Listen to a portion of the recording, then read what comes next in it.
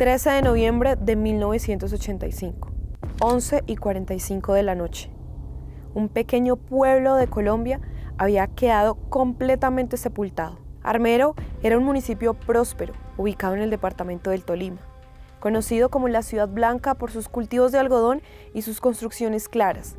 Tenía una economía activa y una vida comunitaria que giraba alrededor de la agricultura, el comercio y las familias que durante generaciones habían construido allí su hogar. Era un pueblo vivo. Hasta que una noche de noviembre de 1985, mientras los armeritas dormían, una avalancha de lodo, agua y rocas lo borró prácticamente del mapa. Casas, cultivos, la iglesia del pueblo, escuelas, el hospital y barrios enteros quedaron bajo el lodo, y con ellos miles de personas. Pero aquella tragedia no comenzó esa noche. La historia del Nevado del Ruiz y de Armero había empezado mucho antes. El Nevado del Ruiz llevaba décadas aparentemente dormido, pero no era la primera vez que el volcán provocaba una tragedia. En 1595 y en 1845 ya se habían registrado erupciones que generaron grandes avalanchas por el río Lagunilla, precisamente uno de los cauces que atravesaban la zona cercana a Armero.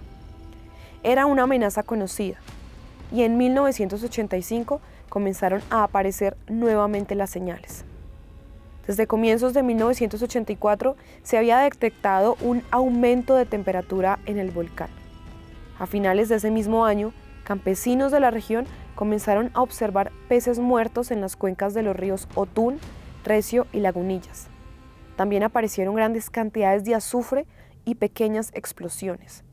La actividad del volcán aumentaba, y durante meses, científicos, geólogos, escaladores y algunas autoridades comenzaron a advertir sobre la posibilidad de una erupción. Las advertencias no eran solamente sobre una erupción.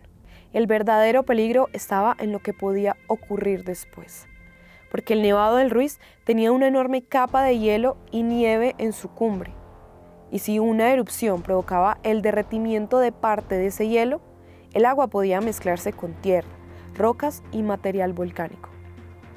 El resultado sería un lahar, una avalancha capaz de desplazarse por las cauces de los ríos a una velocidad devastadora.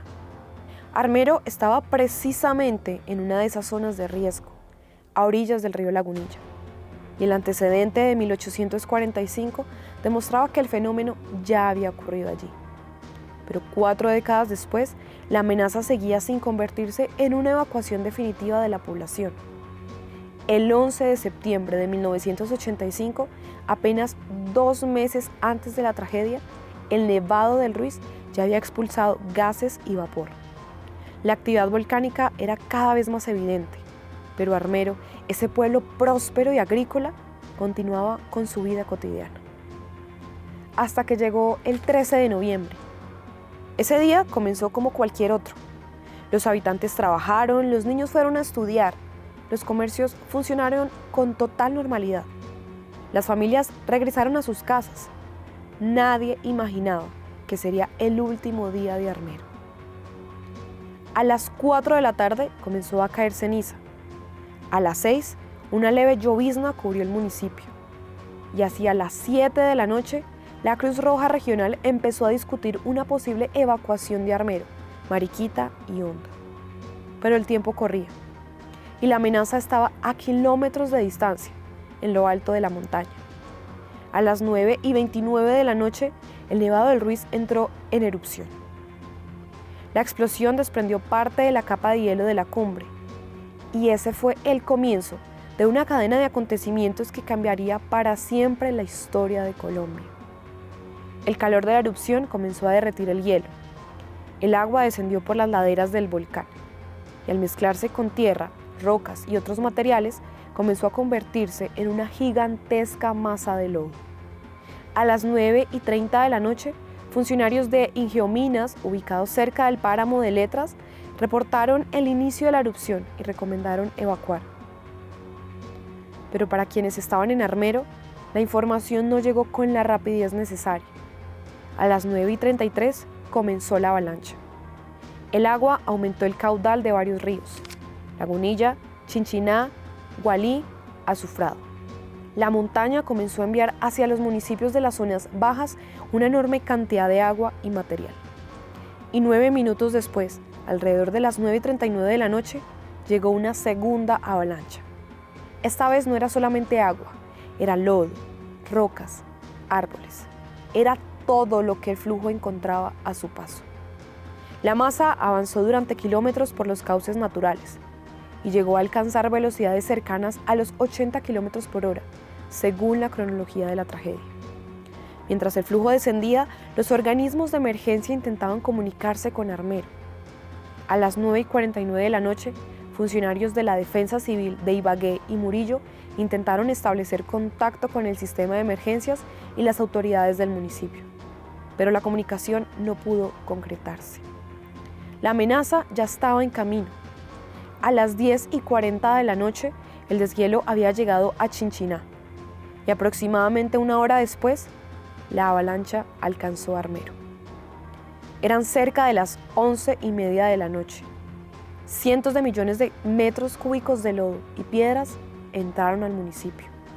La avalancha arrasó barrios completos, derribó viviendas, arrastró vehículos, destruyó infraestructura y sepultó a miles de personas que dormían o intentaban escapar. En cuestión de minutos, Armero dejó de existir como lo conocían sus habitantes, como lo conocía Colombia. La iglesia, el hospital, las escuelas, las casas, los cultivos, las calles, todo quedó cubierto por el lodo. La tragedia también alcanzó otras poblaciones. El material volcánico recorrió aproximadamente 44 kilómetros y afectó municipios del Tolima y Caldas. Pero Armero recibió el impacto más devastador. Alrededor de 25.000 personas murieron o desaparecieron en la tragedia. Más de 4.400 personas resultaron heridas. Miles de familias quedaron destruidas y miles de sobrevivientes quedaron sin casa, sin familiares, sin pueblo al que regresar. La mañana siguiente reveló la verdadera dimensión de la tragedia. Los equipos de rescate tuvieron que abrirse paso entre el lodo y los escombros. Las carreteras estaban destruidas. El terreno era inestable y en muchos lugares era prácticamente imposible avanzar. Pero entre aquella destrucción también aparecieron historias de solidaridad, vecinos ayudando a vecinos, rescatistas trabajando durante horas, voluntarios intentando sacar personas atrapadas, personas que habían perdido todo y aún así intentaban salvar a alguien más. Y entre las imágenes que terminaron convirtiéndose en símbolo de aquella tragedia, apareció la de una niña de 13 años, Omaira Sánchez. Omaira había quedado atrapada en el lodo y los restos de su vivienda. Durante aproximadamente 3 días permaneció allí. Los equipos de rescate intentaron sacarla, pero las condiciones del terreno hicieron imposible liberarla. Su imagen recorrió el mundo y terminó convirtiéndose en uno de los rostros más reconocibles de la tragedia de Armero. Pero detrás de esa imagen había miles de historias. Familias completas desaparecieron, niños que quedaron huérfanos, padres que nunca volvieron a encontrar a sus hijos, sobrevivientes que tuvieron que comenzar nuevamente sus vidas lejos del lugar donde habían nacido. La magnitud de la destrucción fue enorme. Más de 5.000 viviendas quedaron destruidas entre Armero y Chinchiná. Los damnificados llegaron a cientos de miles y las pérdidas materiales fueron estimadas en decenas de miles de millones de pesos. Pero había algo que no podía reconstruirse: el pueblo. Porque Armero no volvió a levantarse en el mismo lugar. Con el paso de los años, el antiguo municipio se convirtió en un lugar de memoria. 8 meses después de la tragedia, el 6 de julio de 1986, el Papa Juan Pablo II llegó hasta las ruinas de Armero. El pontífice recorrió el lugar donde miles de personas habían quedado sepultadas y se detuvo en oración por las víctimas.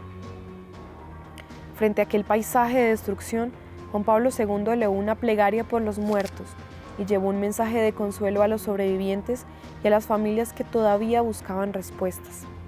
Durante aquella visita fue instalada y bendecida una cruz en memoria de las víctimas. El lugar donde alguna vez estuvo Armero quedó reconocido como Campo Santo, un espacio destinado al recuerdo, la oración y el duelo.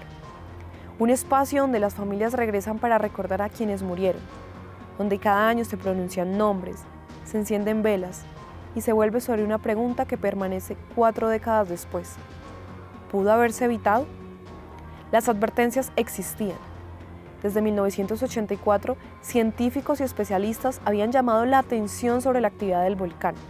También se habían planteado protocolos de evacuación, pero la información no llegó de manera efectiva a toda la población y las decisiones de evacuación no se concretaron a tiempo.